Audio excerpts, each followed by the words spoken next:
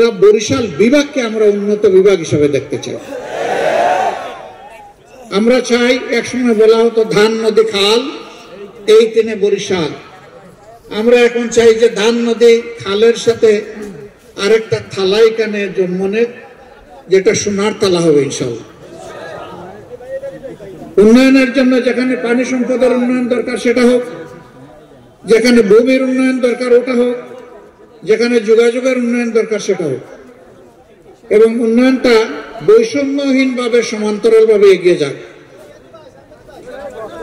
দাবি দেওয়ার ব্যাপারে এই কথা বলে এখন জানতে ইচ্ছা করে আপনারা কেমন আছেন। বলবেন যে যেভাবে খুশি করেছেন, এখন আর আলহামদুলিল্লাহ না বলে উপায় আছে, কারণ আমাদের দাবিগুলো আপনি একমত হয়েছেন। হ্যাঁ, আমি আপনাদেরকে এই কথা দিতে পারি, আল্লাহ রাব্বুল আলামিন যদি এই জমিনের মানুষের খেদমত করার সুযোগ আমাদেরকে দেন, তাহলে আজকে যে দাবিগুলো আপনারা করলেন, আমরা ইনসাফ এবং অগ্রাধিকারের ভিত্তিতে ইনশাআল্লাহ আমাদের সামর্থ্য অনুযায়ী, সর্বোচ্চ সামর্থ্য অনুযায়ী গুরুত্ব দিয়ে তা করব। এখন আমরা গেলাম না ক্ষমতায়, আল্লাহর ইচ্ছা হলো না, জনগণের ভালোবাসা একটু কম পেয়ে আমরা হয়তো বা অপোজিশন গ্যালারিতে বসলাম, তখন কি হবে? ইয়েস, তখন এই দাবিগুলো আদায়ের জন্য আপনাদের যে আওয়াজ উঠবে, আপনাদের আওয়াজের সাথে আমাদের গলা মিলে যাবে ইনশাআল্লাহ।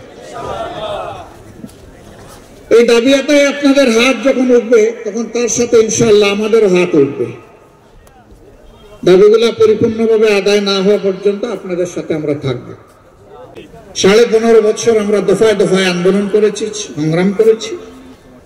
ফ্যাসিজম বিদায়ের হয়তো আমরা ভিত রচনা করেছি, কিন্তু রাজনৈতিক আন্দোলনের মাধ্যমে আমরা বিদায় করতে পারি নাই।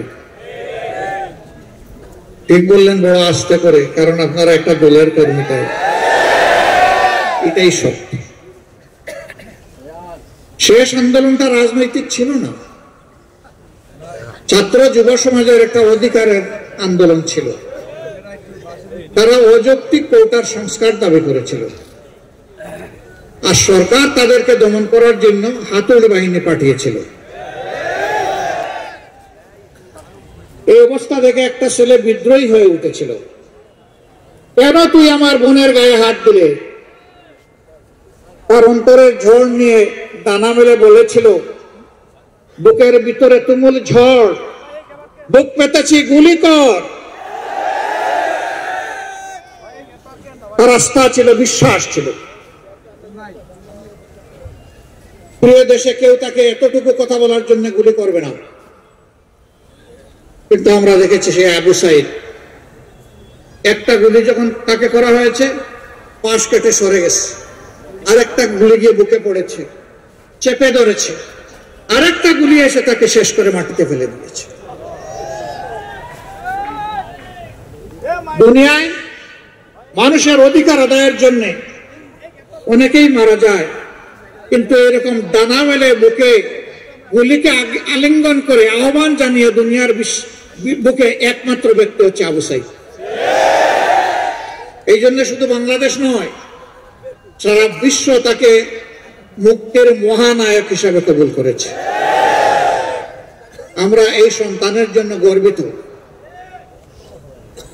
এই জন্য সর্বপ্রথম শহীদদের খোঁজখবর নিতে গিয়ে আমরা চেষ্টা করেছি শহীদ আবু সাইদের মা বাপের কাছে যেতে। আমরা তাদেরকে ধন্য করতে যাইনি, আমরা নিজেরা ধন্য হতে গিয়েছিলাম।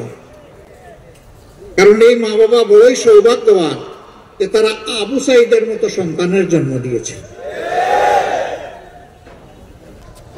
হাজার হাজার পরিবার শহীদ হয়েছে, পরিবারের সন্তানরা শহীদ হয়েছে। আমরা যাদেরই খবর পেয়েছি তাদের কাছে ছুটে গেছি। আমরা দেখি নাই কে কোন দলের এবং কে কোন ধর্মের। আমরা দেখেছি এরা আমাদের বীর যোদ্ধা। আমরা এদেরকে কলিজার ভিতর থেকে স্মরণ করি, সম্মান করি, ভালোবাসি, মর্যাদা দেই এবং সরকারের কাছে আমরা দাবি জানাবো জাতীয় বীর হিসাবে এদেরকে যথাযথ মর্যাদা দেওয়া হোক। আহত এবং পঙ্গু যারা হয়েছেন এই সংখ্যাটা 34,000-এর ঊর্ধ্বে।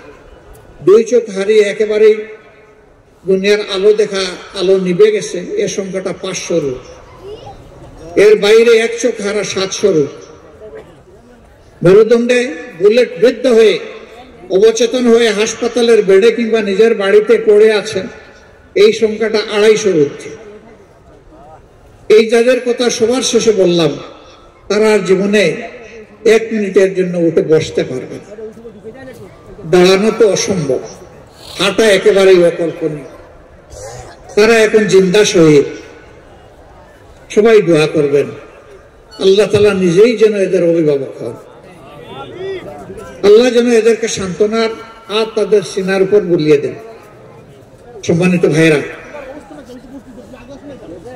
এত এত ঘটনা কেন ঘটল? একটা দল এবং একজন ব্যক্তির রাক্ষসে মানসিকতার কারণে ঘটেছে। তারা ক্ষমতার রাক্ষস, তারা অর্থের রাক্ষস, তারা দাম্ভিক ছিলেন, বড় অহংকারী ছিলেন, মানুষকে বিভিন্ন দলকে বড় তুচ্ছ তাচ্ছিল্য করতেন। তারা মানুষ বলে কাউকে সম্মান দিতেন না। দুনিয়ার কিছুটা পাওনা তারা পেয়েছেন, কিছুটা বাকি আছে।